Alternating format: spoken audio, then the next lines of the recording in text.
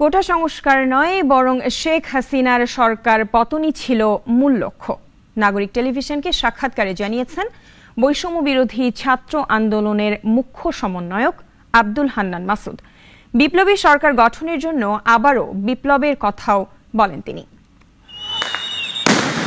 কোটা আন্দোলনের প্রেক্ষাপটেই সাবেক প্রধানমন্ত্রী শেখ হাসিনার পতন হয়েছে বলা হলেও এবারে বের হলো অন্তরালের ঘটনা। বিপ্লবী সরকার গঠনই ছিল তাদের মূল লক্ষ্য। শেখ হাসিনা দ্রুত পালিয়ে যাওয়াই সময় পাননি তারা। নাগরিক টেলিভিশনে দেওয়া এক সাক্ষাৎকারে একথা জানিয়েছেন বৈষম্য বিরোধী ছাত্র আন্দোলনের মুখ্য সমন্বয়ক আব্দুল হান্নান মাসুদ। বলেছেন, কোটা সংস্কার আন্দোলনের সূত্র ধরে সরকার পতন না ঘটলে বিকল্প পরিকল্পনাও ছিল তাদের। 16 তারিখের আগে যদি সরকার দাবি মেনে নিত তাহলে হয়তোবা আমাদের এই আন্দোলনটা, আমাদের এই সংগ্রামটা তো আর যেই সংগ্রাম আমরা গণতান্ত্রিক ছাত্র শক্তির ব্যানারে শুরু করেছিলাম সেই সংগ্রামটা শেষ হয়ে যেত না। সেটা তো চলমান থাকতো, সেটা অন্য আরেকটা পরিকল্পনা, সেটা হয়তো পরবর্তী আরেকটা সুযোগের অপেক্ষাই থাকতো।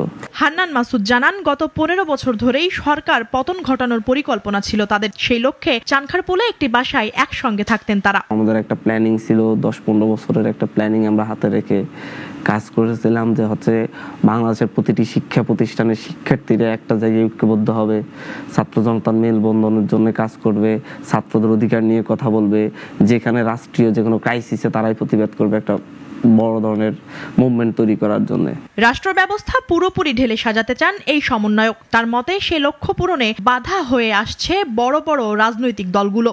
তাই দ্বিতীয় বিপ্লবের কথাও বলেন হান্নান মাসুদ। সেই জায়গা থেকে আমরা যে বাংলাদেশের স্বপ্ন দেখি সেটা হয়তো বাস্তবায়ন এই বিপ্লবের মতো দিয়ে হচ্ছে না, তবে আমরা দ্বিতীয় বিপ্লব হবে বাংলাদেশে।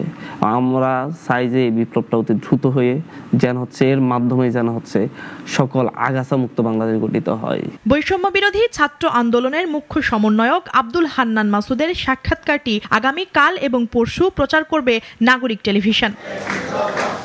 মুনিয়া জ্যোতি, নাগরিক, ঢাকা।